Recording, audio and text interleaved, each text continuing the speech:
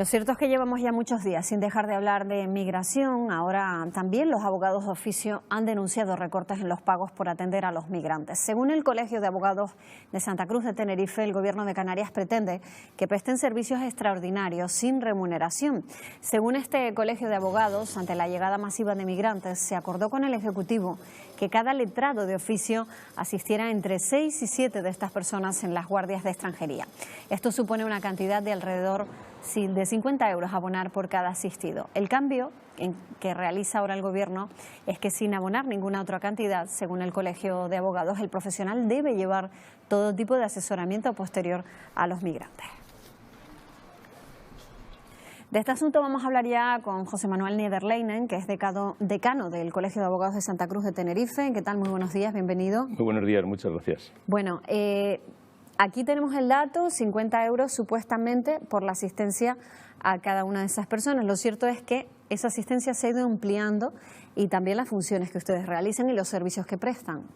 Lógicamente, después de esa primera asistencia inicial al migrante, bien cuando llega en la patera o bien cuando se le notifica la orden de devolución, hay una serie de posibilidades jurídicas para defender los intereses y los derechos de esas personas, como son, por ejemplo, por interponer recurso alzada contra esa orden de devolución y, en caso de desestimación, un posterior recurso contencioso administrativo que puede tener sus medidas cautelares para paralizar la devolución, un recurso de apelación posterior. También puede haber una demanda de protección internacional, de derecho de asilo, con sus trámites administrativos, posibilidad de recurso también, etcétera, etcétera. Claro, todos esos trámites que son bastante complejos, con una normativa bastante compleja, hacerlo por 50 euros, pues nos parecía, desde luego, poco justo, sinceramente. ¿Ustedes han pedido que se revise ese acuerdo con el Gobierno de Canarias? Bueno, nosotros lo que hemos pedido es lo que se venía haciendo hasta hace muy poco, hasta el mes de diciembre, y es que esos trámites posteriores en vía judicial, el recurso contencioso administrativo, se retribuyera conforme a los baremos que están previstos específicamente para retribuir los procedimientos contenciosos administrativos. No pedíamos nada más, sencillamente eso. Aquí hay un problema añadido también, ¿no?, que es la cantidad de personas que atienden. ¿Cuál es la media? Pues la media depende ahora en esta temporada que están llegando menos, por lo menos a las islas de nuestra provincia, pues a lo mejor unos 50, por ejemplo, cada letrado.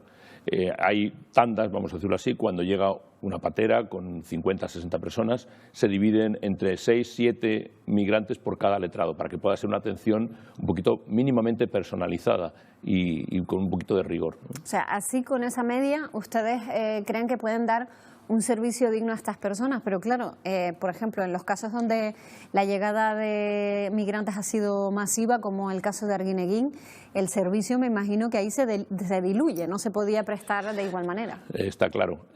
Nosotros tenemos en el colegio un turno específico de extranjería. Son letrados que conocen la materia y que pueden prestar el servicio en las debidas condiciones.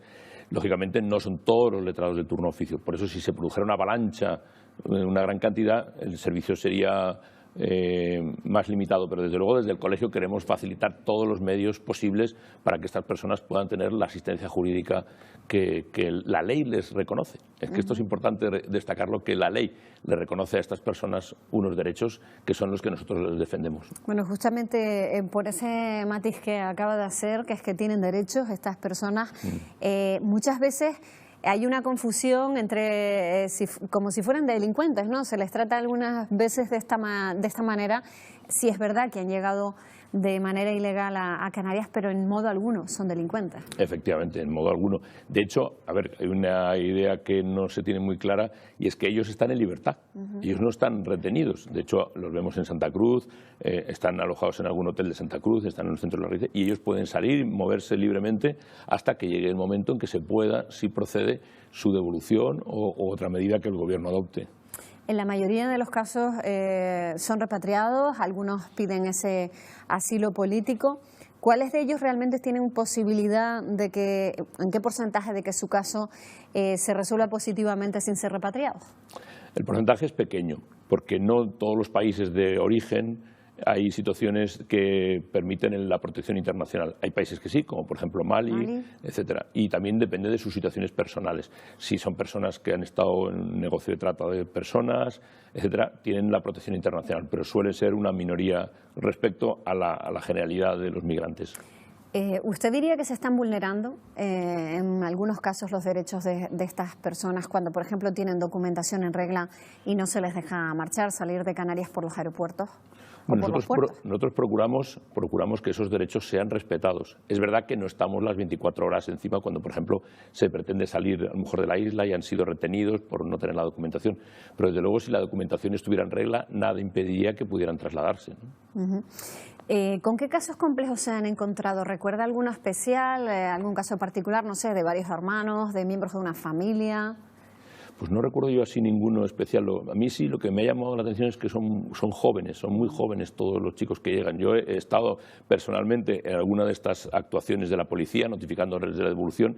Me llamó la atención la juventud de estos chicos que llegan, pero no he tenido ningún caso así que ya he conocido yo personalmente de situaciones así como más especiales. Más bien esa juventud, ¿no? Con la que, sí, te llama la atención que llega. Gente con un potencial humano me parece impresionante y que te impresiona que se vean obligados a salir de su tierra buscando mejores circunstancias, claro, porque mejores muchos condiciones. de ellos tienen formación además.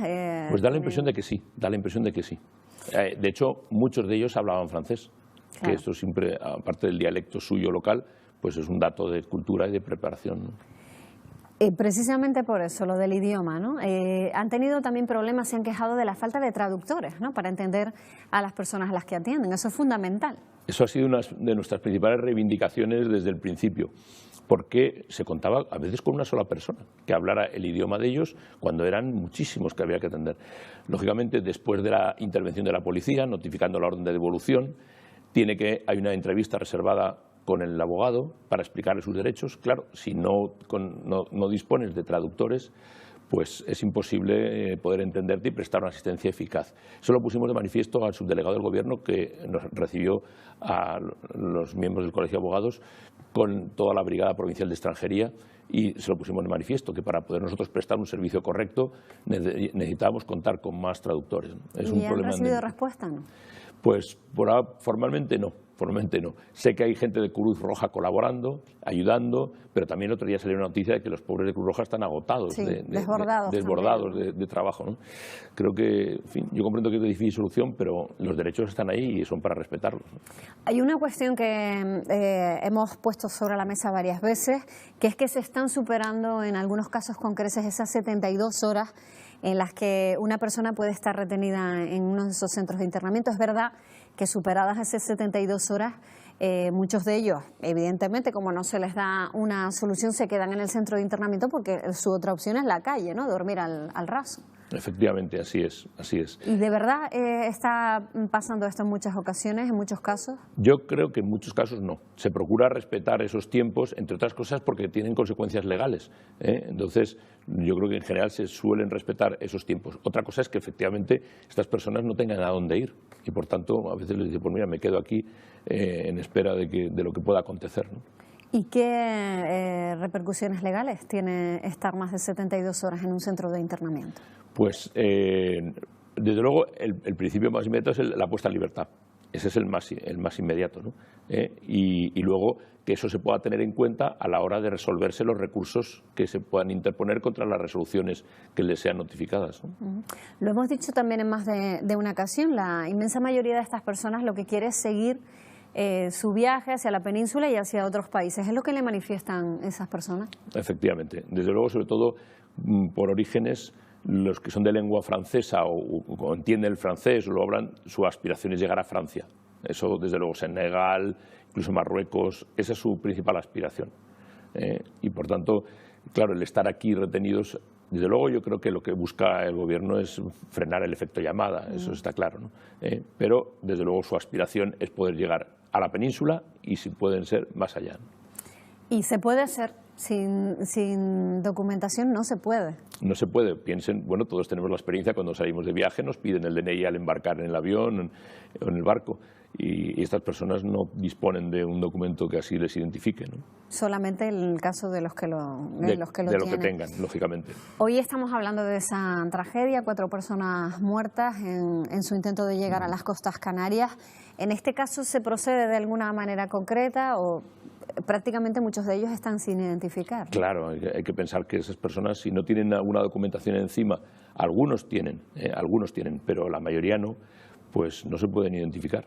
No se puede localizar a nadie, a sus familias, ¿no? Finalmente salvo que alguien de la misma patera pueda dar señales de ellos, pues la verdad es que no se puede identificar. La mayoría de estas personas se pierden en Sí. este vacío, ¿no? Y que el existe. otro día tuvimos un curso en el Colegio de Abogados sobre la atención de los menores migrantes y nos contaban algunos de los ponentes la tragedia que supone para algunos de estos chicos ver cómo en el viaje fallecen algunos, incluso de su propia familia, y son arrojados por la borda.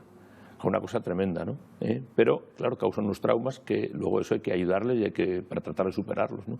Pero nos da idea un poco de la tragedia que viven estas personas. Pues, señor Nederlein, muchísimas gracias por explicarnos esa situación. Esperemos que mejore para unos y para otros. Gracias, Esperemos. buenos días. Muchísimas gracias, buenos días a ustedes.